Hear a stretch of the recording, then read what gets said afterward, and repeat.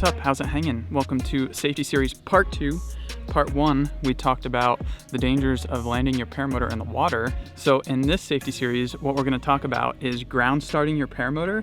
A lot of people don't really think about it as like a dangerous thing, but like constantly on Facebook, you see people posting pictures of like mutilated body parts, and they started up their paramotor on the ground, something malfunctioned, or they thought they could hold it, it took off on them and like chopped up their neck, their arm, their hands, their legs, anything. So it's mad sketchy. It's a very serious topic, but to lighten the mood and hopefully make an impression, we're gonna do a fun experiment today. We're going to take that pack of hot dogs, and we've got the old trusty Blackhawk mobile here. This was my very first paramotor, and literally everything is broken on it. What we're gonna do is, it's strapped to the tree, it's very secure.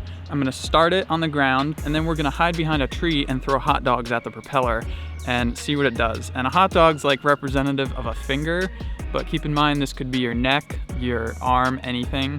So let's get started. These are $2.99 wieners.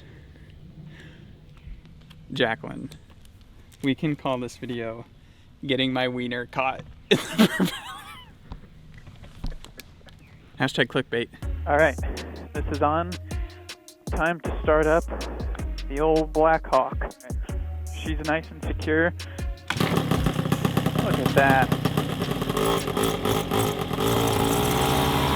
You think that's good or too much? That's too much.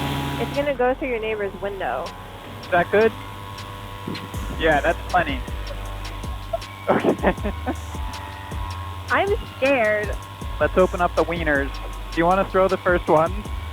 No, Okay. this is your idea. All right. Inaugurating first wiener. I don't think this is going to break the prop, but Wait, it might. Are you gonna lob it or like throw it over? No, I'm going to lob it. You ready? First hot dog. Oh! Oh! Oh my! Oh my! You gotta try it. Grab one. I kind of want to throw it overhand. If I miss, I'm gonna be really embarrassed.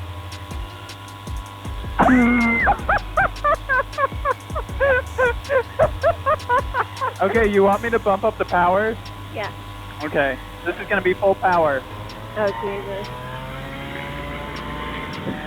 Wait, let me get one for Instagram. Follow me at TuckerGott. You ready? Yeah. Do it. Ew! It's on my pants. There's wiener bits everywhere. Oh, that was a good one. Oh, did you see that? It freaking went in the cooling fan. Oh. Blew it up. Oh, she's dying. Oh my God. Ew! My hand stinks. All right, I think that's good. Should we shut her down? Probably. I'm covered in hot dog. Yeah, I don't want to push our luck.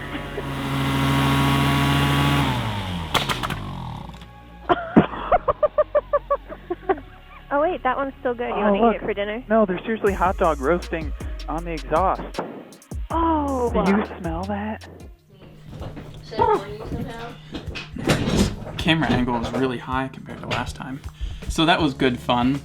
You know, wieners got totally obliterated out there. So on a more serious note, I wanted to do that demonstration, one, for fun and entertainment value, but two, to also create an impression and like drive home the point that propellers are dangerous. And sometimes we become complacent about our propellers, but essentially they're freaking machetes just spinning around, ready to chop off a limb. When we talked about flying over water, there was a broad variety of like different scenarios and like equipment and all kinds of stuff. Ground starting is very simple. Don't do it.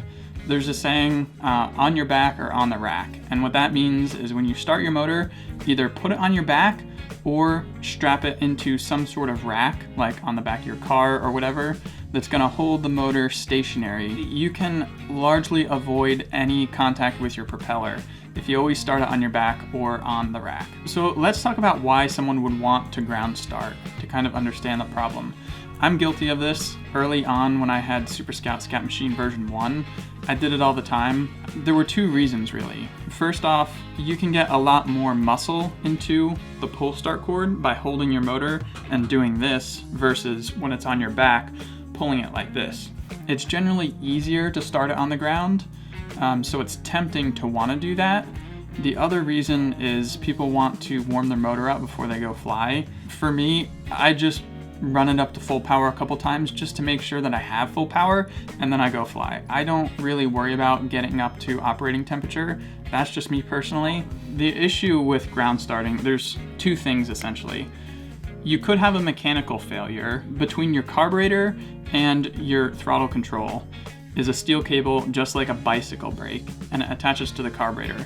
And anywhere along that link something can go wrong. You can have either its movement gets bound, so you add power and it gets stuck, or it can just be pinned at full, and if you don't find that out beforehand, when you start your motor, it's going to be at full power. The other situation is even if there is no mechanical failure, you can be starting your motor and that throttle just gets bumped. I feel like some people might try to justify ground starting by saying, well, if I check my throttle linkage start to finish, I ensure that nothing is broken, I ensure that it has free movement, I'll be fine. There's no mechanical failure and there won't be. But also, if you start it and there is no mechanical failure and you just bump that power or you slip, then it's going to be at full power. I think people try to justify it by saying, I'm going to hold it really hard, and if it starts, I'm going to be able to overpower that motor and just hold it until I can hit the kill switch.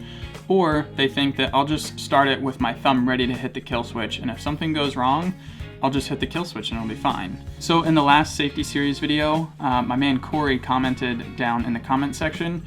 He said that I had an incident ground starting and you can use mine as an example, which I really appreciate, and I think that's a profound thing to do as a person that made an error, to share that experience with other people so that they don't make the same error. So I really appreciate Corey. He sent me an email describing his situation, and I want to briefly kind of tell you guys what happened because it's a really good example. So Corey was starting his motor, and it's the same engine, the Vitarazi Moster 185 Plus that's on my Scout. A powerful engine. He was ground starting it, and essentially he said he was kind of crouched down to kind of use his body to hold the motor down. He had his throttle in his hand, but basically what he did was, if this is your throttle lever, normally it would be in your hand like this, and you pull over here to engage the throttle. Corey turned his around this way so that his hand was jammed in here, and he was trying to make it so that this couldn't close. Basically, he said he put the throttle in his hand like that, finger ready to hit the kill switch, down braced with all of his body weight, ready to take the pressure of the motor, and he pull started it. There was no mechanical failure, but somehow that throttle got bumped and engaged and it went to full power.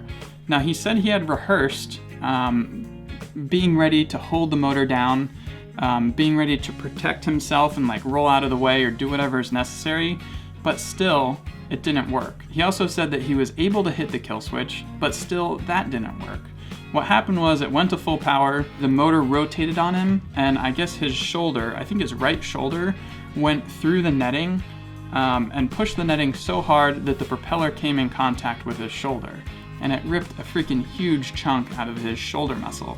What I take from his situation was he was ground starting, which isn't a good idea, we know that, but he was trying to go through all of the steps to make it acceptable. He was bracing really hard, he had his thumb on the kill switch, he was ready for it, he had his throttle in a way that he thought wouldn't be able to hit full power, but still, it got to full power, he couldn't hold back the power, his kill switch wasn't fast enough or didn't work right, it still caught his shoulder really bad and gave him a pretty bad injury. I think that's about all I have to say about the whole ground starting thing. Let's start a trend to stop ground starting.